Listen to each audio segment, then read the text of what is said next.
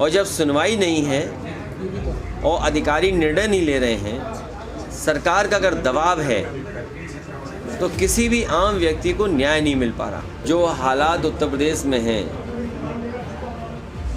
अन्याय चरम सीमा पर पहुंच गया है। महंगाई तो पहले से ही चरम सीमा पर थी, बेरोजगारी चरम सीमा पर पहले ही थी, और जिस उम्मीद से जनता ने भारतीय जनता पार्टी को दोबारा मौका दिया, आज जब जनता आकलन करती है तो सबसे ज़्यादा दुख और तकलीफ इस सरकार में मिल रहा है। जहाँ पर ऐसी घटना घटी है, 6 लोगों की जान चली गई। अगर कोई दोषी है उस घटना के लिए तो वो सरकार स्वयं दोषी है। सरकार राजनीति कर रही है। ऐसी घटनाओं पर राजनीति नहीं करनी चाहिए। अन्याय इतना नहीं करना चाहिए कि लोग सहन न कर सकें और लोग खुद खड़े हो जाएं सरकार के खिलाफ। और ये अन्याय ये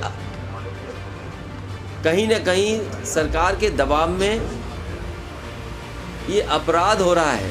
ये अन्याय नहीं बचा, अपराध हो रहा है। और सुनने में आ रहा है कि भारतीय जनता पार्टी के लगातार नेताओं की कोशिश है कि इससे राजनीतिक लाभ लिया जाए। राजनीतिक लाभ लेंगे अगर आप तो घटनाएं बढ़ेंगी, कम नहीं होंगी। लेकिन जिस तरह से ईडी लगातार छापेमारी कर रही, कल अबू आजमी के ठिकानों पर भी संजय सिंह को भी गिरफ्तार किया गया, आपको क्या लग रहा है, क्या इसका भी कोई राजनीतिक? देखिए, जो सरकार में रहता है वो इन संस्थाओं का इस्तेमाल करता है।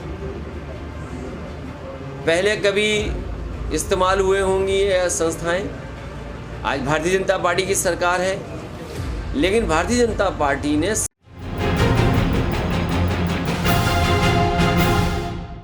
मैं अपने पत्रकार साथियों का धन्यवाद देता हूं कि आज आपसे बात करने का मौका मिल रहा है।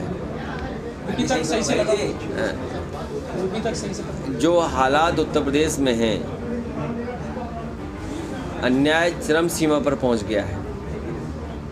महंगाई तो पहले से ही चरम सीमा पर थी, बेरोजगारी चरम सीमा पर पहले ही थी, और जिस उम्मीद से जनता ने भारतीय जनता पार्टी को दोबारा मौका दिया, आज जब जनता आकलन करती है तो सबसे ज़्यादा दुख और तकलीफ इस सरकार में मिल रहा है। तहसील से लेकर के थाना और थाने से लेकर के ऊपर के अधिकारी, कहीं सुनवाई नहीं है। और जब सुनवाई नहीं है और अधिकारी निर्णय नहीं ले रहे हैं, सरकार का अगर दबाव है तो किसी भी आम व्यक्ति को न्याय नहीं मिल पा रहा। जब अधिकारी मनमानी करेंगे और भारतीय जनता पार्टी के नेताओं के दबाव में काम करेंगे तो कभी भी गरीब जनता को न्याय नहीं मिल सकता।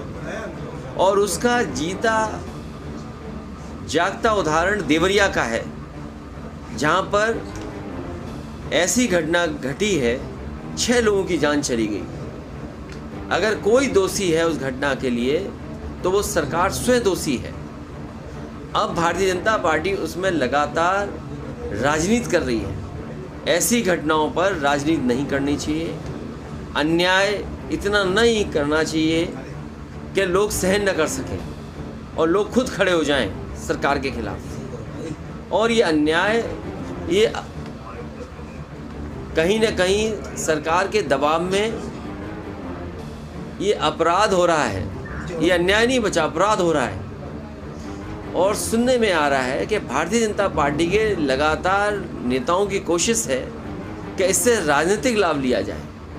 राजनीतिक लाभ लेंगे अगर आप तो घटनाएं बढ़ेंगी, कम नहीं होंगी। लेकिन जिस तरह से ईडी लगातार छापेमारी कर रही, कल अबू आजमी के ठिकानों पर भी संजय सिंह को भी गिरफ्तार किया गया, आपको क्या लग रहा है, क्या इसका भी कोई राजनीतिक? देखिए, जो सरकार में रहता है वो इन संस्थाओं का इस्तेमाल करता है। पहले कभी इस्तेमाल हुए होंगी ये संस्थाएं, आज भारतीय जनता पार्टी की सरकार है, लेकिन भारतीय जनता पार्टी ने सब सीमाएं लांघ दी। वो केवल अपने वोट के लिए, दूसरे लोगों को अपमानित करने के लिए ईडी, सीबीआई, इनकम टैक्स का सहारा ले रहे हैं। हमारी तो मांग ये होगी कि भारतीय जनता पार्टी अगर ज़ीरो टॉलरेंस रखती है करप्शन के लिए तो अपने नेताओं के, अपने विधायक, अपने लोगों का आकलन करें कि किन किन की संपत्ति बढ़ गई है, और जिन जिन की संपत्ति लगे कि ज़्यादा बढ़ गई है तो उनके खिलाफ भी वही कार्रवाई होनी चाहिए जो विपक्ष के खिलाफ कार्रवाई कर रहे हैं। और मैंने कई मौक़ों पर कहा कि आज ज़मीनों का काम सबसे ज़्यादा कोई कर रहा है तो भारतीय जनता पार्टी के लोग कर रहे हैं। कई शहरों में बड़े बड़े भूमाफिया पैदा किए हैं और भूमाफियाओं का काम भारतीय जनता पार्टी स्वयं कर रही है। लखनऊ में, कानपुर में, आपके अयोध्या में, गोरखपुर में, वाराणसी में आप जानकारी कर लें, और सरकार जब भी जांच करेगी सबसे ज़्यादा ज़मीनों का और सबसे ज़्यादा खिलवाड़ कागज़ों से और भूमि माफिया के रूप में कोई उभर करके आ रहा है तो भारतीय जनता पार्टी स्वयं है। और अन्याय की सीमा आप देखिए, क्या कानपुर की घटना नहीं हुई? एक किसान की ज़मीन लिखवा ली, 6 करोड़ का चेक दे दिया, बाद में उस गरीब आदमी से चेक वापस लिया, चेक फाड़ दिया, उसे आत्महत्या करनी पड़ी। उसे कौन बचा रहा है? भारतीय जनता पार्टी के नेता बचा रहे हैं। इसी तरह कानपुर में एक व्यापारी को इतना मारा सिख भाई को कि उसकी आँख चली गई। कौन था वो? भारतीय जनता पार्टी का कार्यकर्ता था। इसी तरह और जगह अगर आप देखोगे सबसे ज़्यादा अन्याय इनकी सरकार में हो रहा है। आज ही खबर पड़ी है कि कानपुर देहात में भी और कानपुर में 2 पक्ष में झगड़ा हुआ, 2 लोगों की जान चली गई केवल ज़मीन के विवाद में। सरकार को ये देखना चाहिए कि जो जहाँ पर ज़मीन को लेकर के विवाद हो रहा है या विवाद से जान जा रही है, आखिरकार वो अधिकारियों को कितनी एप्लीकेशन दे चुके हैं। सर, उद्योगपति मालूम हो रहा है कहीं ना कहीं किसान परेशान है, किसान आत्महत्या कर रहा है, तो कैसे देखते हो सर? देखिए, धान की फसल तैयार है और अभी तक धान की खरीद का इंतज़ाम नहीं किया सरकार ने। गेहूं तो प्राइवेट कंपनियों से खरीदवा लिया और धान की कोई भी तैयारी सरकार ने नहीं की। हफ्ते 2 हफ्ते में धान कटने लगेगा।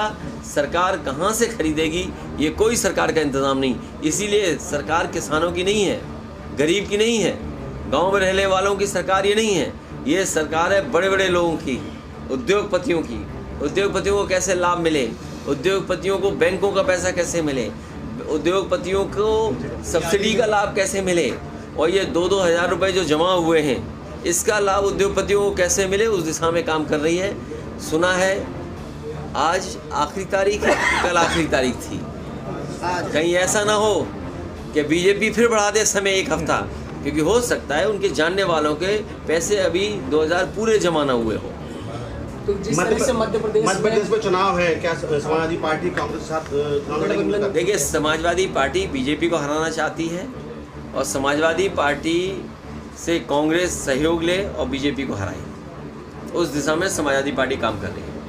भैया, जिस तरीके से बीजेपी और कांग्रेस में पोस्टर वॉर चल रहा है, बीजेपी ने नए युग का रावण बताया राहुल गांधी को, तो वहीं कांग्रेस कह रही है कि मोदी एक खुले आजम। कैसे? देखिए, इन विवादों में नहीं पड़ना चाहिए। सही मायने में किसान का भला हो, गरीब को सुविधा मिले, और जो स्वास्थ्य सेवा